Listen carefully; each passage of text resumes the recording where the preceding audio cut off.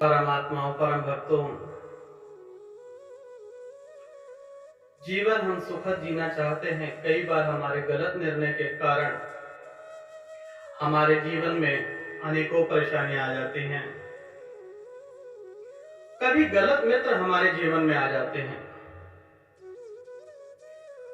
जो पहले तो बहुत अच्छे बनकर दिखाते हैं, परंतु उनका कितना भयानक रूप होता है। जब उनकी हम संगति में रहते हैं, तब हमें पश्चाताप होता है कि यह कितना गलत निर्णय हमने ले लिया।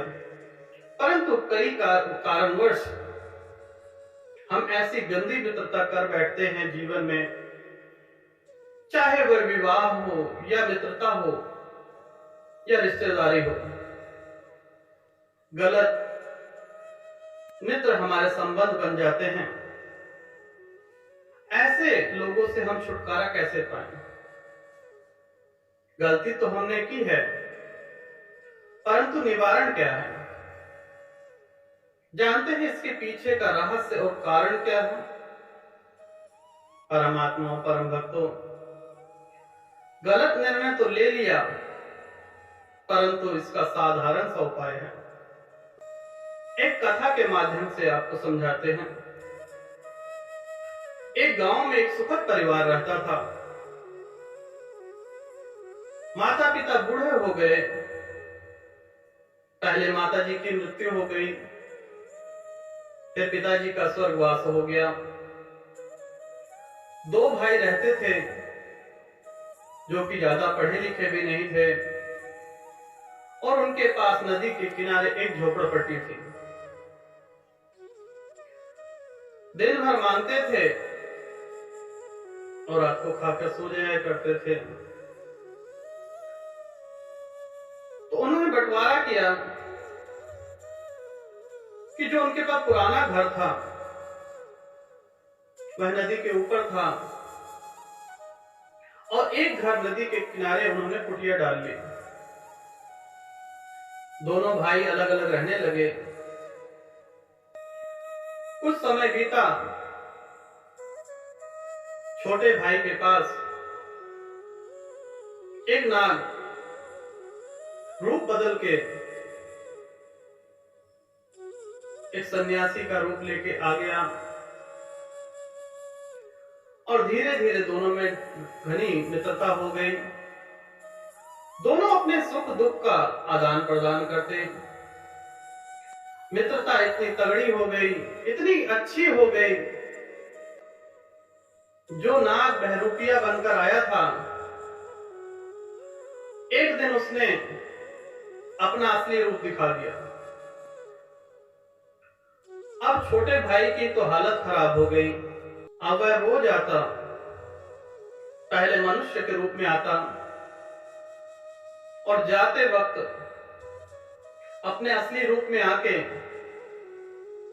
छोटे भाई के सर पर बैठ जाता और फन निकाल देता। धीरे धीरे करके वह मनुष्य बहुत दुखी रहने लग गया। हो भी क्यों ना, इतना बड़ा भयानक दृश्य कोई भी देखेगा तो घबरा जाएगा। धीरे धीरे करके उसका भोजन पानी कम होता गया, वह सूख गया। एक दिन बड़े भाई उससे मिलने आए और पूछा कि छोटे, तेरा ये हाल कैसे हो गया? पहले तो कुछ बोला नहीं, परंतु कुछ देर बाद बड़े भाई के समझाने के बाद वह बोलता है कि पड़ोस की नदी में एक नाग रहता है, और वह रूप बदल के आया और मुझसे मित्रता कर ली, परंतु अब वह मुझे परेशान करने लग गया है।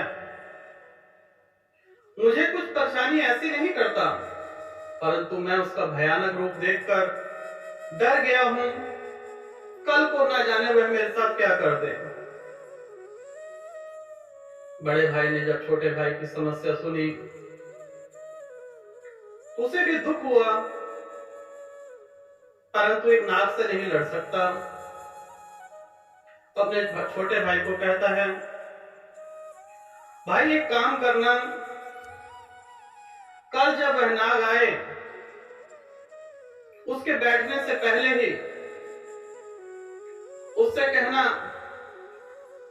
कि अपनी मणि मुझे दे दो। अगले दिन जब वह रास्ते में ही रहे वहां पर पहुंच जाना और कहना मुझे मणि दे दो। तीसरे दिन नदी पर पहुंच जाना और वहां भी यही कहना कि भाई मुझे उपहार स्वरूप इतने दिन मित्रता गहरी हो गई है, कुछ उपहार तो दो, निशानी तो दो, मुझे मणि दो। अगले दिन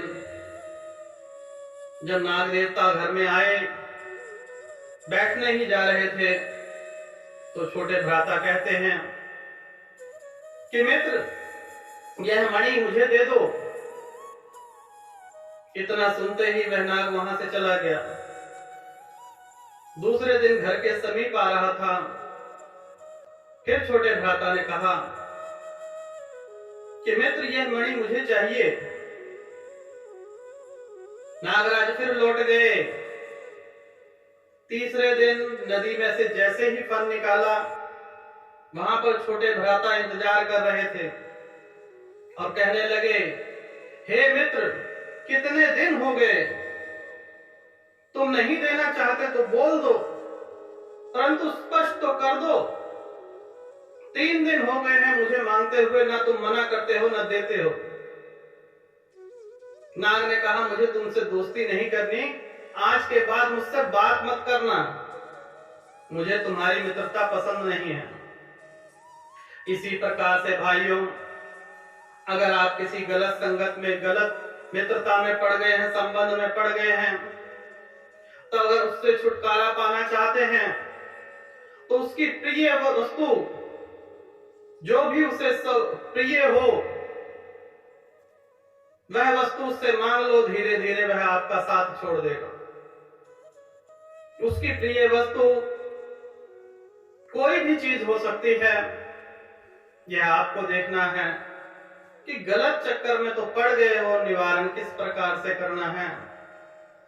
तो गलत राह पे जो पड़ गए हैं व्यक्ति, उनका उपाय यही है कि गलत व्यक्ति से उसकी सबसे कीमती वस्तु को आप मांगे, धीरे धीरे करके वह आपको नहीं देगा और आपका छुटकारा भी हो जाएगा और आपका जन कल्याण भी होगा।